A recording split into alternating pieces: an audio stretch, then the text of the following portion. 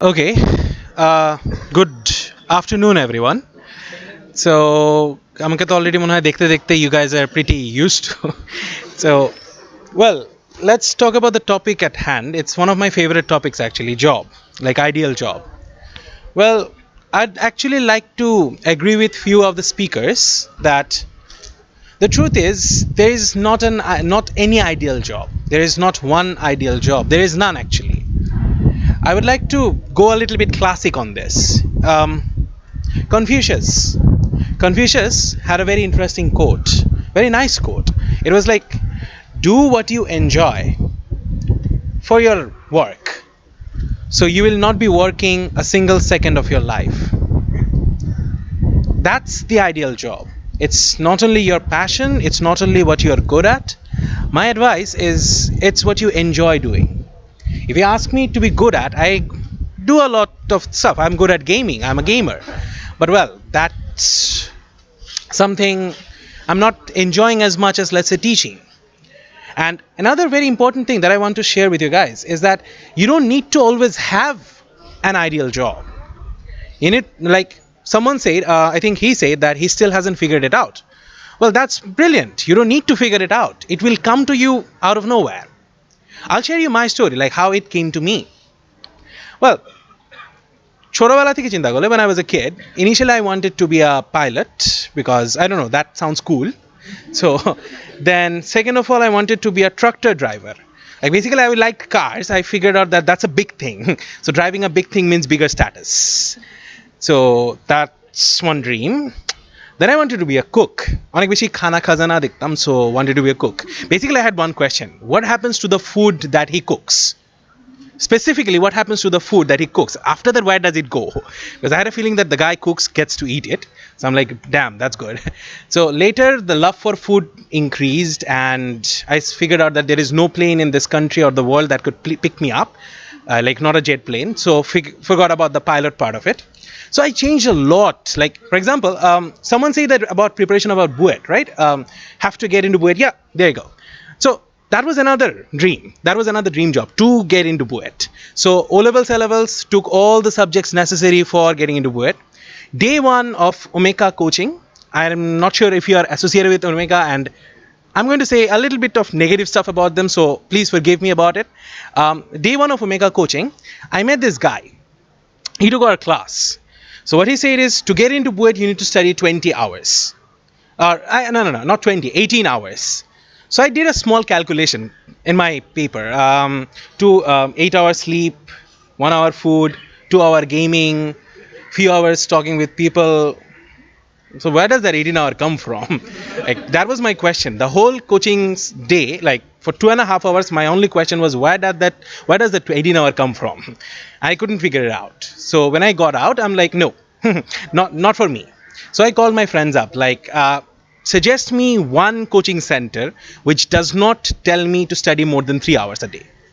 So one of them said, okay, go for IBA. That doesn't take much study. Later you may need to study more, but not now. I'm like, okay, fine.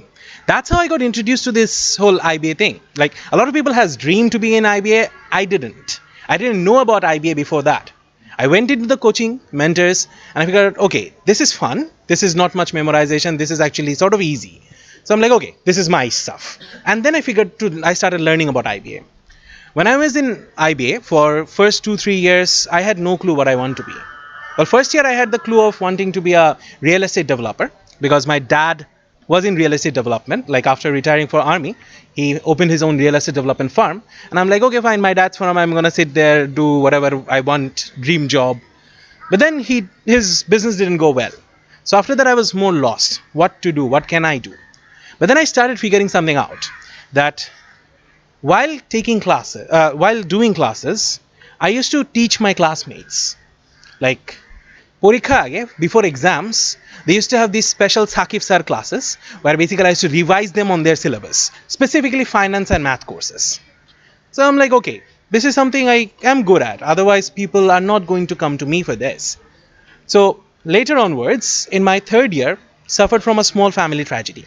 My dad got diagnosed with heart disease, and specifically, he's the healthiest one in the family, me being the most unhealthiest one. So, him being that bad, it was kind of a shock for me. And while in this shock, um, we IB kids always go on for IB coaching, right? Admission test coaching. That's like cash cow for us. You earn around koto, around 1.5 lakhs in a season. So at that season, I stopped teaching completely. I'm like, I didn't want to, because I was a little bit depressed with my dad's situation and everything. And in mentors, we had this Bangla term, cap dia, je manushke class diye dia. So I mean, jotheshto cap diye beralam. Gave a lot of caps. Later, one day I got a call that I have to go and take that class. Like, there's no one to take my cap, so I have to go and take it. So, imagine this is the classroom and that's the door. So when I entered through that door, I felt something different. I felt like all my worries for last few months, all my tensions, all my negative feelings were left outside that door. Actually, on that 4 or 5 months, I lived for 2 hours. And those 2 hours were in that classroom. That was a very clear understanding for me that what I really want to be. Because if I do this naturally, if I want to do this naturally, if I live by doing this, why do anything else? When we graduate, I was approached by a bank, I was approached by Grameenphone, I was approached by HSBC, Standard Chartered and Grameenphone, and I chose neither of them. Well, I was basically thrown out of Grameenphone's office because I did a very bad thing in the interview. Basically, I'm a very... okay. People hate me in interviews. Basically, I'm too honest to be in an interview. So what really happened is I wanted to go for a master's. I already got a good offer from master's. So after that, there was the interview. And honestly speaking, I went to the Grameenphone interview just to see my friends suffer. Because, they were all worried about getting a job, chobai mukh kalo, tension, what's going to happen. And I didn't have a single tension because I know that I'm not going to get the job. And I don't want the job because I'm going. So basically, they asked me for the interview. Now, normally, the interview question starts with this: what do you want to be in the future? What is your plan? They didn't. They asked me about NPVs. They asked me about a lot of business concepts, blah, blah, blah, blah. Half an hour. So after half an hour, they popped the question. Jay, so what is your plan now? I was like, I'm going to go to Manchester in September. I got an offer from them. And there was a senior IB guy over there, and he's like, are you serious? I'm like, yes. So you wasted half an hour of us. Yes. So he's like, why? I'm like, I wanted an interview experience. And he's like, get out. They literally threw me out of the Grameen office, the Bojundara one. Literally, the guard escorted me away. So the worst experience was what happened after, because after that, one of my friends called and she started cursing and crying on the phone because she was the one who went after me, and they shouted at her as well because of me.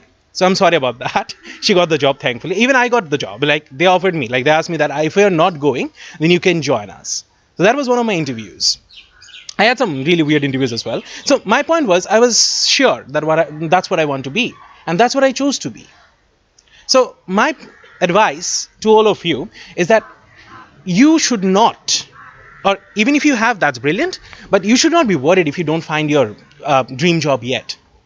It takes people time to find it. It takes people time to figure it out. Our advice is look around. One core advice that I give to kids these days is Dhaka is the center of so much. Like, last night, I was just sitting in Facebook and looking at next 15 events that's coming up. Even today there was an event I wanted to be, but I can't, because by the time I was done taking classes in IBA, that event was over. So there's so many things happening in Dhaka right now. One thing we always complain is that I'm an introvert, right? A lot of people do that. Why? I've seen a lot of people. The real introvert is a social anxiety problem, which 90% of the people who claim introvert does not have. We replace the word lazy with the word introvert. We want to be in our comfort zone. We want to talk to people we know. We want to be lazy. We want to stay at home, we want to lie down, complain about this people has that, these people have that, but we don't want to get our ass off to work and get something. That's step number one. Don't pretend to be an introvert. Get out. Spend, like, I know that you need 8 hours sleep. That in your home, spend that 8 hours, maybe 4 or 5 more hours for your family, but please, the rest of the time, spend outside. Another good habit that turned out to be really helpful is love food. This Thursday, I was in Bragg, and I actually was telling them, for networking, the best skill is love food. Why? Because in Bangladesh, in Dhaka, what are the hangout places you have? Restaurants and cafes. So if you love food, automatically you are bound to be in a restaurant, automatically, which means you are going to meet people. Few days back, I sit in Hotel Lakeshore, the Northern Cafe. I even met Raihan over there as well. I called him there. Basically, that's where my friends call me that I'm the resident ghost there, like the ghost that lives and haunts Northern Lakeshore, because I'm always there. In fact, I'm there for so much hours that nowadays they actually started giving me complimentary coffee. So that's good. Actually, 40 taka bache. So I sit there because I meet a lot of people there. For example, mid of December, I met this, while talking to a friend of mine, I saw Rubaba Dola over there. She's having a discussion with someone, and I figured out of the discussion that it's an Airtel and Robi merger discussion. Fine. Then, the last week of December, I stumbled onto her in a party, in a social gathering. And since I saw her in Lakeshore, I didn't talk to her in Lakeshore, but that gave me a chance to bring up a conversation with her. I'm like, I saw you in Lakeshore that day, talking to this guy. And she's like, yes, how do you know? I'm like, I was there as well. And there you go. And that's how I connected with Rubaba. Sometimes this helps.